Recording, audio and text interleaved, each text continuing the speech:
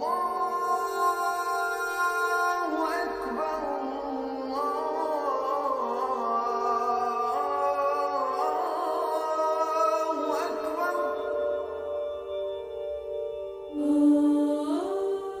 to Understanding Islam. My name is Chris Hewer, and I'm going to be presenting this series of programs to build up into a whole way of understanding something about Islam and the way of life of Muslims. As each of these programs is broadcast, it will be available on demand on the Ahl al-Bayt website, so it can be downloaded and people can catch up on earlier episodes if they've missed them. To go with each episode, there will also be an article available to be downloaded from my own website. This series begins with 12 episodes looking at the big picture of understanding Islam. Every 4 weeks, we will have a question and answer session, and you are most welcome to email in questions that I will address on this extended program every 4th week.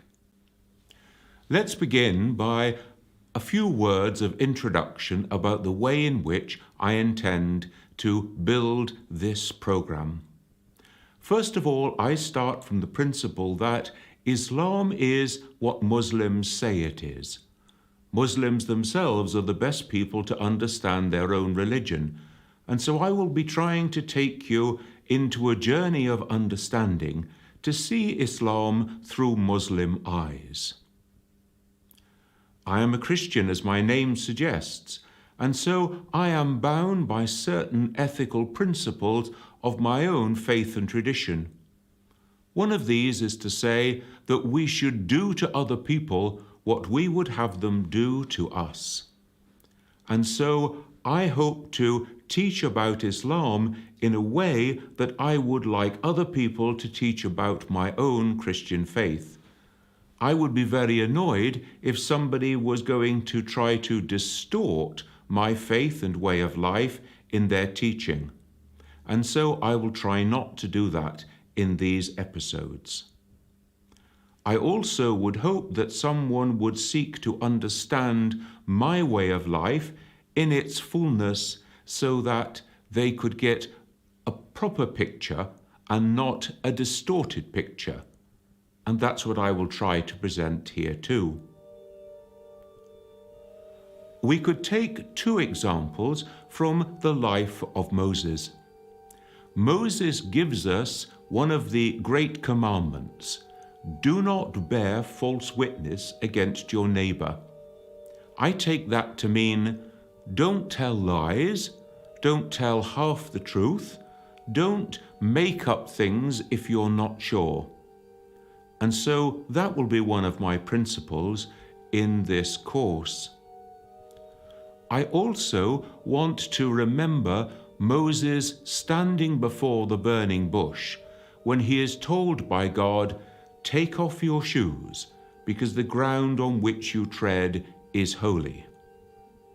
In this course, we are about to tread onto Muslim holy ground, if you like. And so therefore, I want to do so with a degree of respect, realizing the importance of Islam in the lives of Muslims. We have deliberately called this course Understanding Islam, and I want to say a word about how I understand understanding. Understanding is not just in the head, not just intellectual understanding, it's also understanding in the heart. If you think about a faith or way of life, this isn't just a set of intellectual propositions or formulae, it's also about a complete way of life. It's about a human disposition, and we can't just understand that in our heads. We need to engage our hearts as well. And so I hope to take us on a journey of understanding between head and heart. The reality is that in every faith tradition, there are wonderful ideals, but there are also some pretty awful realities down through history.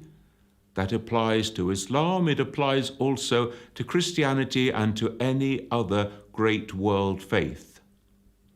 If we spend all our time just looking at the realities, then we never see the wonderful ideals.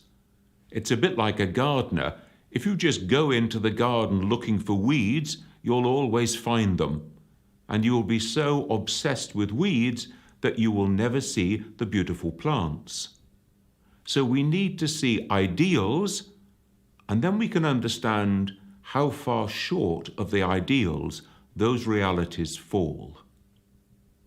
We need also to remember when we're talking about ideals and when we're talking about realities, because the common thing is that I compare my wonderful ideals with your terrible realities, and in that way we always win.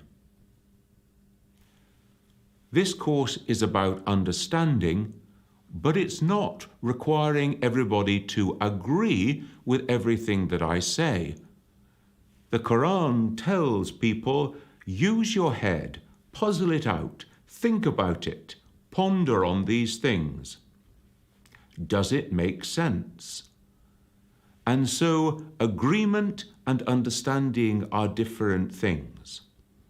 It's perfectly in order to put critical questions, and it's perfectly in order to say, that doesn't make sense, or I don't believe that. This course is to promote understanding. So let us begin. The first question is, where to start? Now, very often, Muslims will begin talking about Islam. There was a prophet called Muhammad who was born in the year 570 of the Common Era. That's what Christians call AD, in a place called Mecca, which is in the Arabian Peninsula, down on the west side over toward the Red Sea. That's where most of the books begin. That's where most people start talking about Islam. And so let's say a word about that.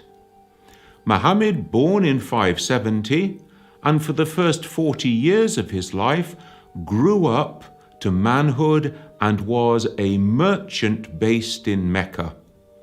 In the year 610, he said that he started to receive a revelation from God, which was written down in the Quran. Over the next 22 years, this revelation came bit by bit in different circumstances throughout the rest of his life. In 622, Muhammad moved from Mecca 300 kilometers further north to a city called Medina. This was a crucial event in the history of the early Muslim community and is called the Hijrah, or migration. It's from this event that the Muslim calendar is dated. During the last 10 years of his life in Medina, Muhammad was able to lead a whole community of people, so that we can say this was the first established Muslim community, and it lasted until his death in 632. We can see now that his life can be divided into three parts. The first 40 years before the revelation begins, and then from 610 to 622, the life of a small Muslim community in Mecca who were persecuted, who were made up of small numbers of people, often not the leaders of society, but women, children, young people, the second sons of families, slaves, servants, people like this. And there are three messages that were in this first period. The first and most important was, there is only one God. Stop worshipping anything else. The second, live an ethical life. Be just and honest in all your dealings. And the third, this life is not all there is. After this life, there will be judgment, and there will be the life hereafter. Now, from 622 onwards, Muhammad begins the second part of the community life of Islam in Medina. The situation is now quite different. No longer are the Muslims a very small persecuted minority, but now their numbers grow.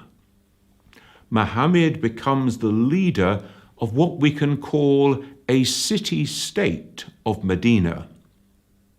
Not only is he the spiritual leader, but he's also the political, the legal, and indeed the military leader as well. This is the second phase, then, of the life of the Muslim community under his leadership. Now, if we begin the story there, we are in fact going to distort our understanding of Islam. Because Islam never says that Muhammad is the only messenger or prophet sent by God, but always that he is the last. And if you are the last, then there must have been others that went before. In the same way, Islam never says that the Quran is the only scripture sent by God, but always the last. Therefore, there must have been others that went before. So if we begin the story there, we end up distorting it. Like you were reading a detective thriller and you opened it at the 10th chapter. You get the denouement, but you miss the plot. So we need to go in search of another starting point. We could go back into a biblical starting point. We could go back to the time of Abraham. In the Bible, we read that Abraham was married to 2 wives. His first wife, Sarah, and then a second wife, Hagar, who was an Egyptian. Now, Abraham and Hagar together produced the son Ishmael. Sometime later, Sarah also received a message from God to say that she was to be blessed with a son. And Abraham and Sarah together produced Isaac.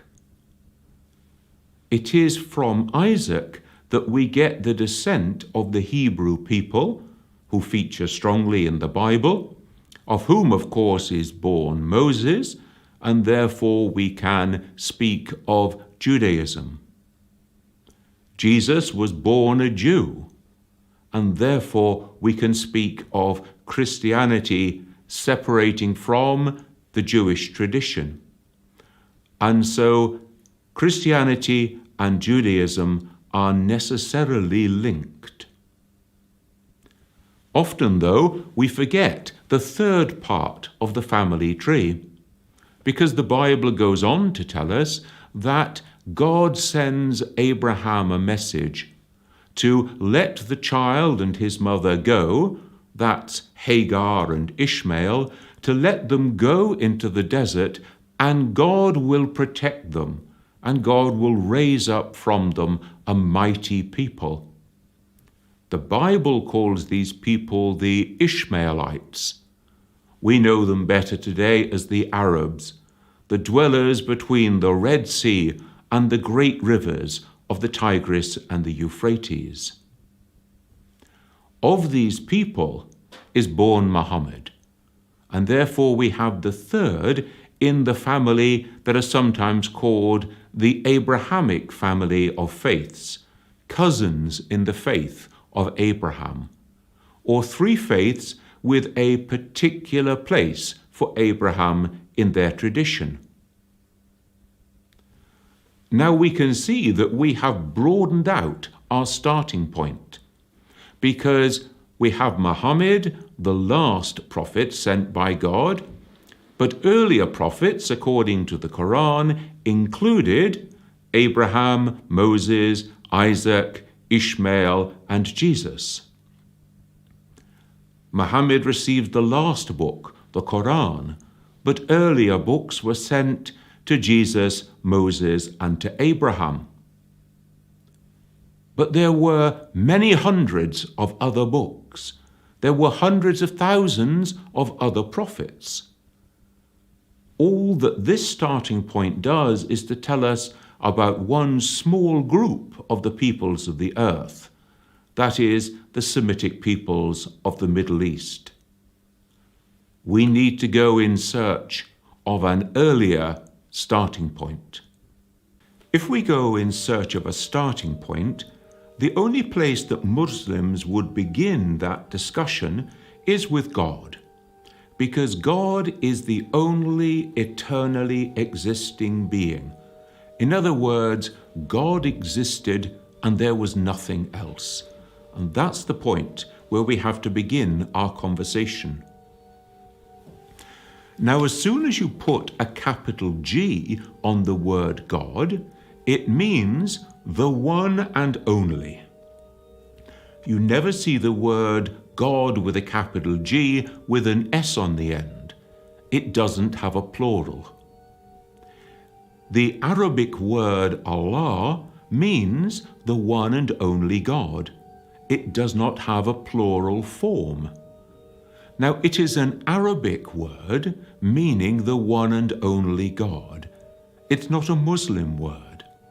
Of course, Muslims all over the world read the Quran in Arabic, they pray in Arabic, and therefore they speak of God as Allah. But we have to remember that there are some 14 million Arabic mother tongue Christians in the world, and they also speak of God as Allah.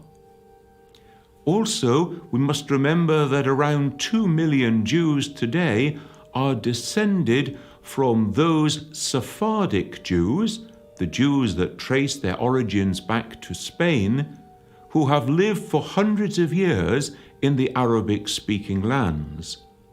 They too speak of God as Allah when they speak in Arabic. So Allah, the one and only God, the God worshipped by Muslims, Christians, and Jews. This one God is the crucial starting point for Islam. There is only one God, there is only one humanity, there is one human family. All human beings belong together in that family. God has no favorites.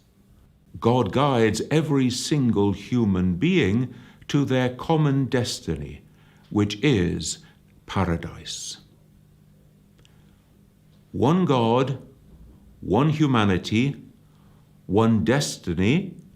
Therefore, we can say that the human project is the same: to live human life fully and completely according to God's direction or guidance. That means that the message sent by God to all the different peoples of humankind must be in essence the same. There can be differences between one particular way of living out that message in one culture or one climate and another, but the essence of the message remains the same. One God, one humanity, one message, one destiny. Now, this theme of the one God is crucial in understanding Islam, because Muhammad, for example, grew up in a society in which people worshipped many gods. Sometimes we say they were idol worshippers or they were polytheists. The criteria for deciding are you a Muslim or are you not have you left behind the ways of your traditional people or not, was this question, is there one God or is there more than one God? To affirm the existence of one God alone was an essential part of Islam. But so it was also in the time of Abraham, for example, when he broke away from the idol-worshipping ways of the people who surrounded him. Or in the time of Jesus, when the Romans had their own gods, and Jesus, following the Jewish tradition, was emphasizing there is one God alone, there is no other. And so at the heart of Islam is this message, there is one God, that one God is calling all humankind to live according to the same principles, according to the same way of life. There are not other gods. There are not lesser gods, tribal gods, family gods, nature gods, the gods of our people, the gods we've always worshipped. All that must be left behind into this radical monotheism of the one God only.